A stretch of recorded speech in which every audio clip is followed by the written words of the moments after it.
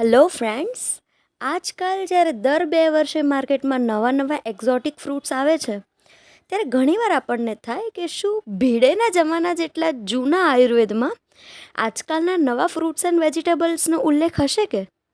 તો મિત્રો, welcome to the world of Ayurveda. અહીં તમારા દરેક સવાલનો જવાબ છે. આજથી શરૂ થતી સિરીઝ સેમ સેમ બટ ડિફરન્ટમાં તમારું સ્વાગત છે. એપિસોડ નંબર 4, પૌવા. પૌવા પણ ચોખામાંથી તૈયાર થાય છે, પરંતુ પૌવા બનાવતી વખતે અલાયદું પ્રેશર આપવું પડે છે. આયુર્વેદમાં પૌવાને ચીપીટ કહે છે.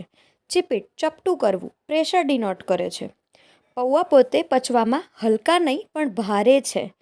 કફ વધારે છે તથા વાયુને સંતુલનમાં લાવનાર છે.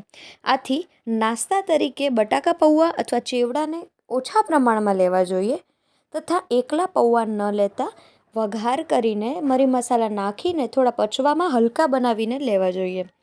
આયુર્વેદમાં દૂધ પૌવાના પણ અલાયદા ગુણ આપેલા છે.